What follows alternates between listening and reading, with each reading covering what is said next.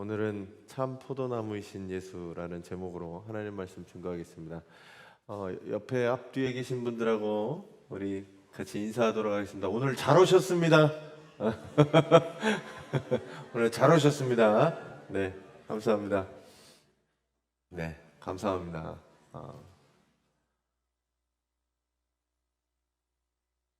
예수님께서 지난주 말씀 기억하시죠? 예수님께서 자기를 이렇게 나는 누구다, 나는 뭐다라고 하시는 요한복음에는 7개가 있습니다. 7개. 지난주에 나는 양의 문이다, 그리고 선한 목자다라고 말씀하시고, 오늘 그 뒤에 이어서 나는 참 포도나무이시다, 참 포도나무다라고 말씀하시는 오늘 이야기입니다. 교회 마당에 보시면 과실수가 여러 가지가 있습니다. 네? 교회 마당에, 저희 교회 마당에 과실수가 여러 가지가 있습니다. 다 이렇게 둘러보시면서 하나하나 보시면 재미가 있어요.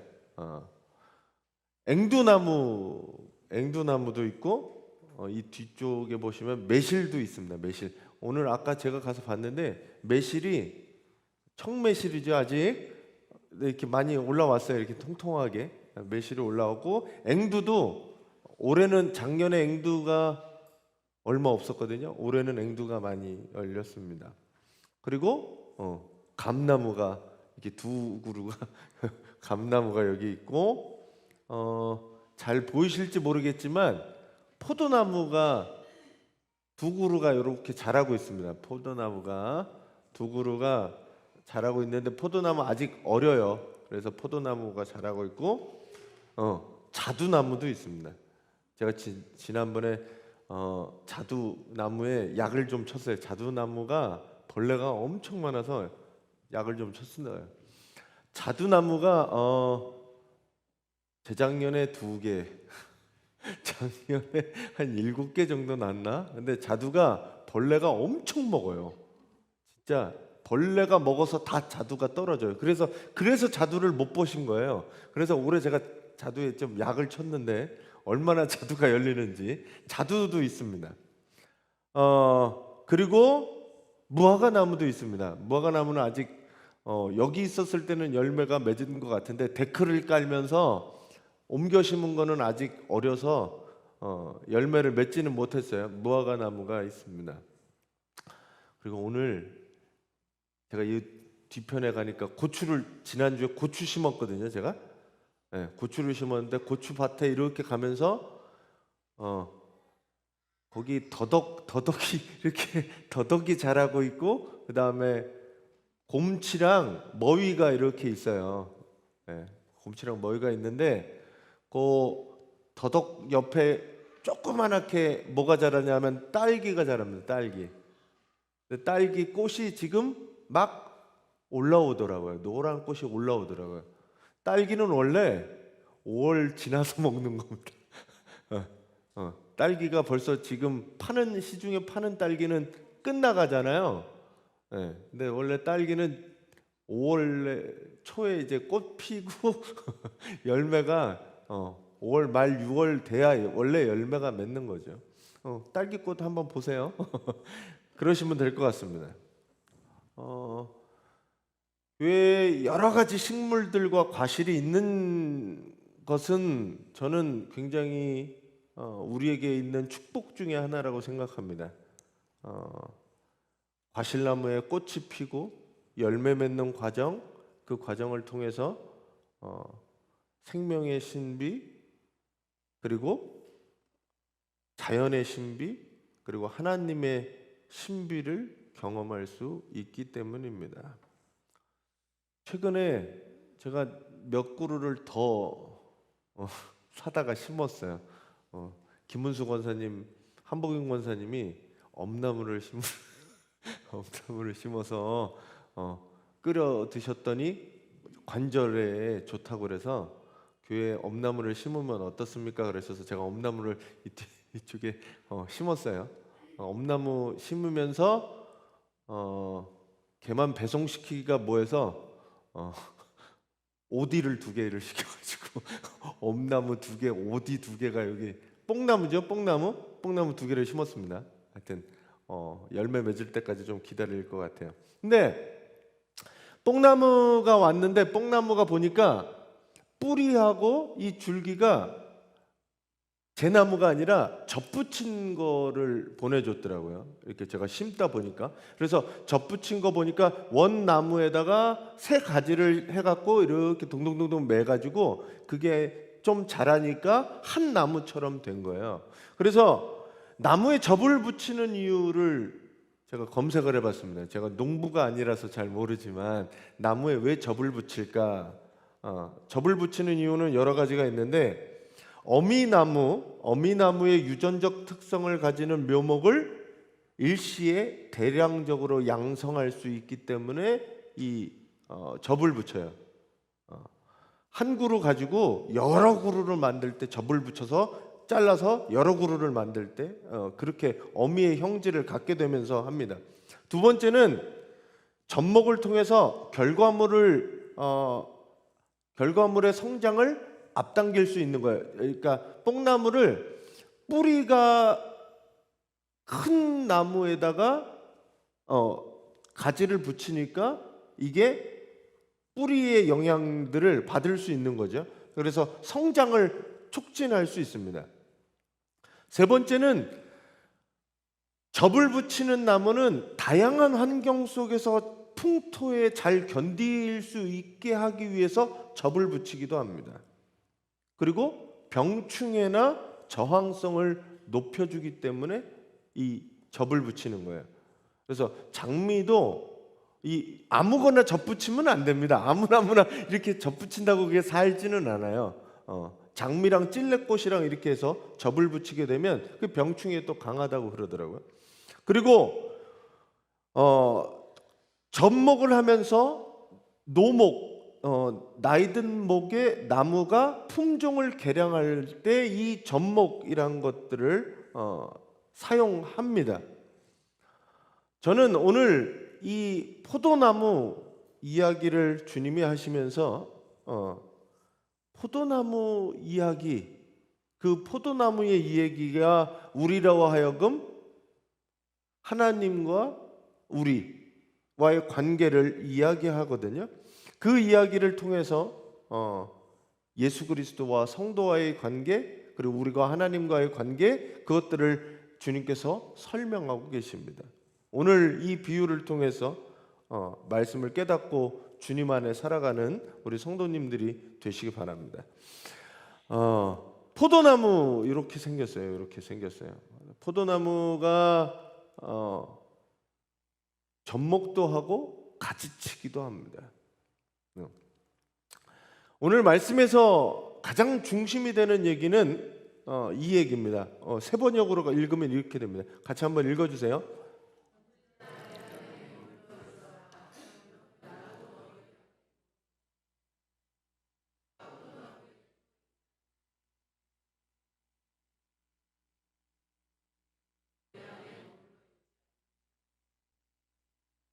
자, 지난주에는 선한 목자, 그래서 목자는 우리의 개념 속에는 목자가 그렇게 많지 않기 때문에 설명을 드렸죠. 하지만 포도나무는 우리나라에도 포도나무 품종은 좀 다를 수 있으나 포도나무는 우리나라나 유대 지방이나 똑같은 포도가 자라고 있습니다. 문제는 여기서 포도와 가지, 나무와 가지에 대한 비유예요. 가지는 어디에 붙어 있어야 되냐면 나무에 붙어 있어서 나무 안에 있어야 되는 거죠. 요한복음 15장에는 거하라라고 하는 단어, 그 단어가 11번이나 표현되고 있습니다.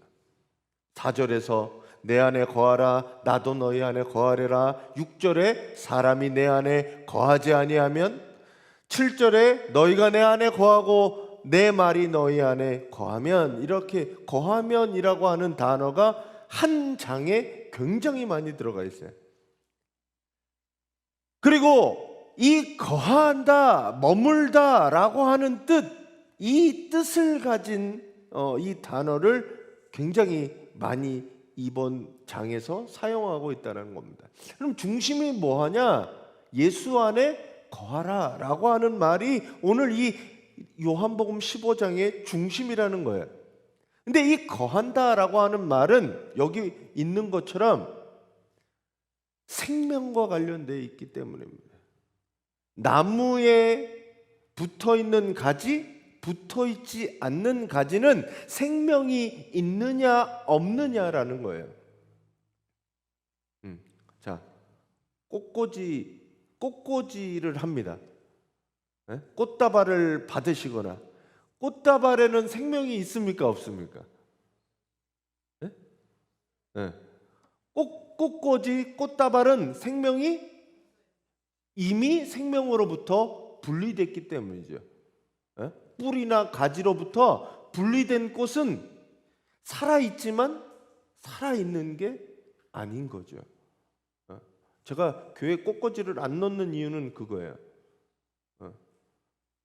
이게 예쁠지는 모르지만 생명이 아닌 게 여기 있는 거가 돈도 아깝고, 솔직히 하면 돈도 아깝고, 그리고 그 화려함 가운데 생명이 없는 것은 아름답지 않습니다. 여기서 거하라라고 하는 말, 그리스도와 성도 간의 사이에 생명적인 관계라는 거예요. 이것도 관계로 이해하셔야 돼요. 예수님과 우리는 관계로 이어져 있기 때문에 그 관계 때문에 생명이 우리에게 있다라는 말씀입니다. 그렇지만 여기서 우리가 그리스도 안에 들어가는 것은 인간의 힘으로 할 수 있는 일이 아닙니다. 내가 그리스도에게 붙고 싶다고 해서 붙을 수 있지가 않아요. 그리스도 안에 있어야 하는데 내가 붙어 있고 싶어서 붙어 있을 수 있는 게 아니라는 겁니다.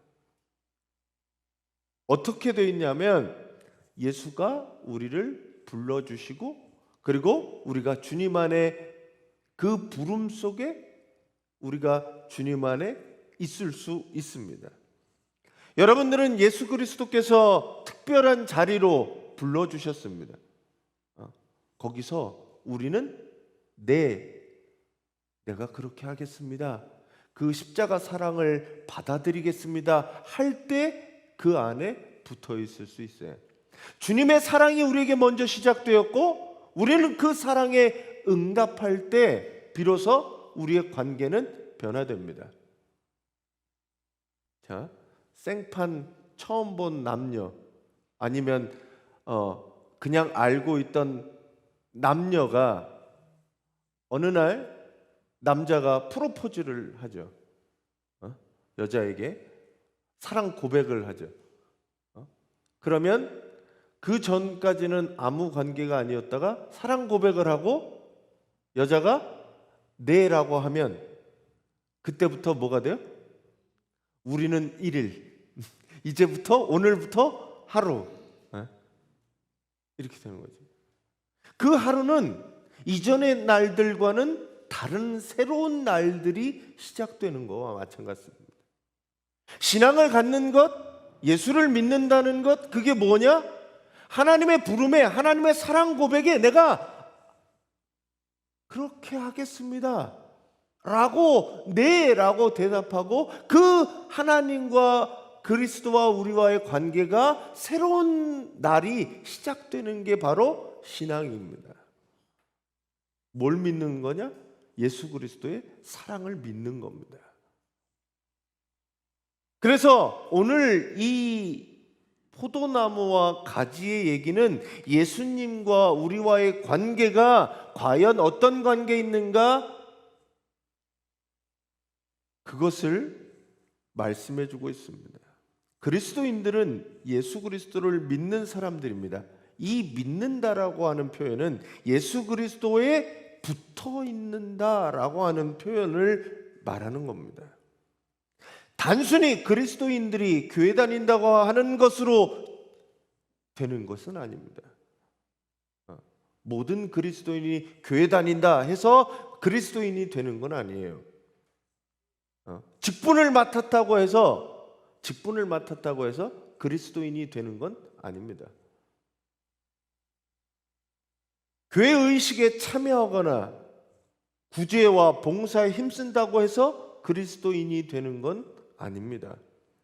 오늘 여기 보면 참으로 그리스도인이라고 하는 사람들은 그리스도와 연합한 사람, 그리스도와 연결된 사람, 그 사람을 그리스도인, 그리고 뒤에 보면 그런 사람이 내 제자가 될 것이다 라고 얘기를 하는 거예요. 아무리 오래 다니고 신앙의 연수가 되어도 내가 하나님과 연결되어 있지 않으면 그건 그리스도인이 아니라는 거예요. 교회를 10년, 20년 다녀봐야 하나님과 연결됨이 없으면 그게 무슨 의미가 있냐는 거죠. 그리스도와 연합함, 그분과 연결되는 것, 생명의 근원이신 창조주 하나님께 예수 그리스도의 구원을 통해 연결되어지는 것, 그분과 함께 관계 맺고 그분과 함께 교제를 나누는 것, 그렇게 하루하루 살아가는 게 그리스도인의 삶입니다. 그걸 기억하셔야 돼요. 우리의 생명의 근원은 누구에게 있다고요? 하나님에게 있다는 거예요. 그 하나님과 연결될 때 비로소 나는 생명으로서 살아가고 사는 게 사는 거예요. 살아도 사는 게 아닌 사람들이 있습니다. 자기 잘났다고 열심히 살고 돈 벌고 애 낳고 결혼하고 그렇게 살아가죠. 근데 삶의 이유를 모르면 살아도 사는 게 아닙니다.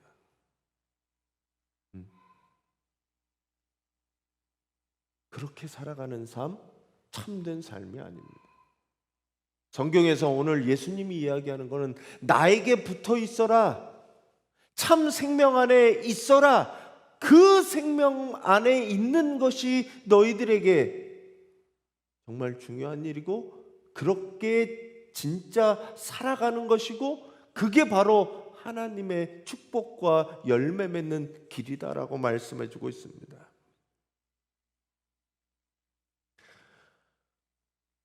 성경에서는 죄가 뭐냐라고 물어봅니다. 죄가 뭘까요? 죄. 여러 번 말씀드렸죠. 죄가 뭐예요? 하나님과 분리됨이 죄입니다.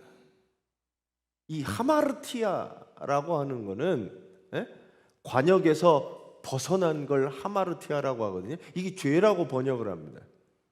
관역에서 벗어났다, 목표에서 벗어났다, 의미에서 벗어났다, 이게 죄예요. 다른 게 죄가 아니에요. 우리를 창조하신 하나님의 목적에서 내가 벗어나게 살고 있다, 그게 죄입니다. 그러면 뭐가 죄느냐? 하나님과 분리되어서 도망가는 것, 하나님과 멀리 가는 게 죄예요. 누가복음에 보면 아들 둘이 있는데 둘째 아들이 뭘 했냐면 아버지한테, 아직 죽지 않은 아버지한테 가서 내 유산을 다 달라 그럽니다. 그리고 아버지가 없는 먼 타국으로 그 유산을 들고 도망가죠. 가서 뭐예요? 흥청망청 쓰고 거지가 돼. 그리고 그 거지가 된 거 가지고 모든 것 다 잃고 주염 열매도 먹을 게 없어서 배고파서 상처받고 아무것도 남지 않은 그 상태에서 깨닫게 됩니다. 뭐라고 깨달아요? 우리 아버지 집에는 많은 일꾼들이 있는데 내가 아버지한테 가서 이제는 아들이 아니라 종으로 삼아 주십시오. 그러고 가는 아들이, 그 아들이 잘못이 어디 있냐? 죄가 어디서 시작됐느냐? 아버지가 귀찮은 거예요. 아버지가 없었으면 좋겠는 거예요. 아버지의 관심과 아버지의 사랑이 싫은 거예요. 그러니까 멀리 도망가는 거죠. 그게 사랑인 줄 모를 때, 그게 바로 죄의 시작이라는 것. 멀어져 가는 것, 아버지로부터 떨어지는 것, 그게 생명으로부터의 분리, 그리고 죄의 시작이라는 거죠. 그래서 어떻게 해야 되느냐? 다시 돌아와서 하나님과 함께 그 안에 거하는 것, 그것이 생명의 길이다라고 오늘 말씀에 이야기하는 겁니다. 6절 말씀에 뭐라고 되어 있어요? 사람이 내 안에 거하지 아니하면 가지처럼 밖에 버려져 마르나니 사람들이 그걸 모아다가 불에 던져 사르느니라라고 얘기합니다. 가지가 나무에 붙어 있지 않고 떨어지면 뭐해요? 죽는 거죠. 그리고 점점 마르는 거지요. 그래서 어떻게 돼요? 사람들이 그걸 모아다가 불쏘시개로 던집니다. 인생들이 그래요. 인생들이 그렇습니다. 생명이 없는 인생, 그 인생이 잘 사는 것 같지만 잘 사라지는 게 아닙니다. 뭐 부유하고 가진 거 많고 그래서 잘 사는 게 아니잖아요. 돌아보면 뭐가 중요한가? 사람이 사는데 뭐가 중요한가? 영화 대사 가운데 무엇이 중한디? 그런 말이 있잖아요. 무엇이 중한디? 사람이 살아가는 데 있어서 뭐가 중요합니까? 정말 중요한 건 돈이 답니까? 권력이 답니까? 우리가 사랑 없이 살아가는 것, 그게 얼마나 아프고 얼마나 쓸쓸하고 아무것도 아닌 것이 그런 삶이 되어집니다. 오늘 포도나무 가지에 붙어 있지 않는 가지는 불에 태워져 버리기, 그것밖에 쓸 것이 없습니다. 주님 앞에, 주님 안에 반드시 붙어 있어서 주님이 주시는 생명으로 살아가는 저와 여러분들이 되시길 바랍니다. 오늘 두 가지는, 하나는 생명에 붙어 있어라 라고 하는, 생명의 안에 거하라 라고 하는 게 중심이라고 하면, 그 생명 안에 거해서 되어지는 일이 뭐냐라고 하는 것은, 오늘 주님이 설명하는 것은 이거예요. 열매를 맺는 거다라는 겁니다. 생명 안에 붙어서 뭐 할 거냐? 열매를 맺는 거예요. 포도나무가 참, 이 나무가 종류가 여러 가지가 있는데, 이 포도나무 볼품이 없는 나무 중에 하나입니다. 근데 포도나무가 어떤 나무냐면, 나무 하나에 포도송이가 1kg까지도 맺는다고 하더라고요. 포도가 많이 맺는 포도는. 그러니까 포도나무의 목적은 어디냐면 열매를 맺는 데 있습니다. 포도나무는 나무 자체가 제목으로 쓸만한 나무가 아니에요. 저희들이 의자 안고 계시는 그런 나무 있잖아요. 그런 나무가 아니에요. 제목으로 쓰고 목재로 쓰고 이렇게 될 수 있는 나무가 아닙니다. 포도나무 보시면 얇아요. 저건 오래 지나도 이렇게 커지지 않아요. 나무가 요 정도밖에 안 됩니다. 그리고 얘가 비비비비 틀어지거든요. 그래서 이거는 목재로 쓸 수 없는 나무예요. 포도나무는. 그리고 포도나무는 이게 무슨 꽃이 이쁘거나 그런 나무가 아닙니다. 꽃을 보려고 하는 나무도 아니고 목재로 쓸 수 있는 나무도 아니에요. 땔감도, 얘는 참나무 이런 애들이 오래 타잖아요. 우리 참나무 스스로 만들고 하죠. 포도나무는 그걸로도 못 써요. 왜냐하면 확 타버리고 끝나버리거든요. 땔감으로도 못 쓰는 나무가 포도나무입니다. 포도나무는 뭐에 쓰느냐? 열매 때문에 포도나무를 키우는 거예요. 포도나무는 열매를 맺을 때 존재의 가치가 있는 겁니다.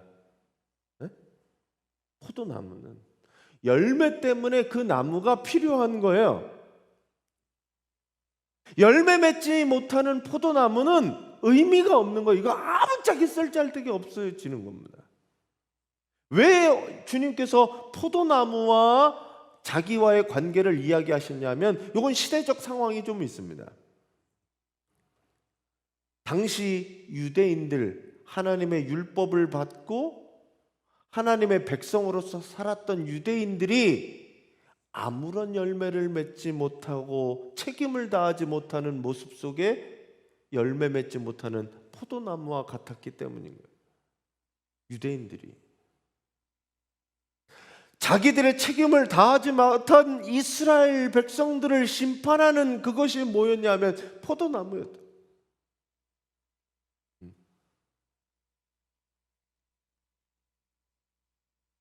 열매 맺지 못하는 나무, 아무짝에 쓸데기 없는 거죠. 그 가운데 포도나무는. 이 얘기를 바꿔 말하면 하나님의 백성이라고 주님께 연결되어 있는 가지인 우리가 아무 열매를 맺지 못한다면 우리의 삶도 의미가 없다라는 겁니다. 하나님과 나 사이의 끊임없는 교제와 소통을 통해서 주님이 기뻐하시는 인격으로 변화되어서 그 열매들을 맺어가지 못하면 맛있는 소금처럼, 소금이 그 맛을 잃으면 뭐에 쓰겠어요? 소금이 짜야 되는데 소금이 아무 맛도 없으면 뭐에 쓰겠어요? 사람들이 밖에 버리는 거죠. 이거 그냥 모래하고 같은 거잖아요. 마찬가지로 포도나무가 우리가 하나님과 연결되어서 아무 열매를 맺지 못하면, 그리스도인으로 열매를 맺지 못하면 우리도 존재의 가치가 없어지는 겁니다. 사람들이 왜 기독교의 환멸을 느끼고 기독교를 배제하는 줄 아세요? 기독교가 기독교 같지 않기 때문이죠. 열매 없는 기독교, 아무것도 너희들이 스스로 배부르는 일만 하고 아무 일도 하지 않는, 열매 맺지 못하는 한국 사회에서 열매 맺지 못하기 때문에 기독교가 지탄을 받는 거죠. 너네나 잘해라.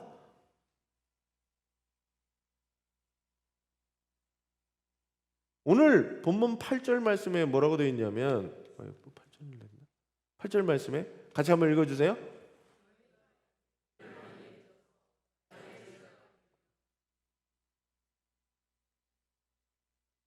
네.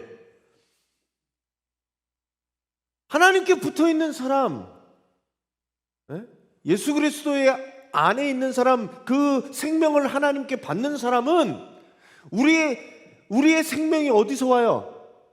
하나님께로부터 공급되어지는 걸로 사는 사람, 그 사람이 어떤 열매를 맺어야 되느냐?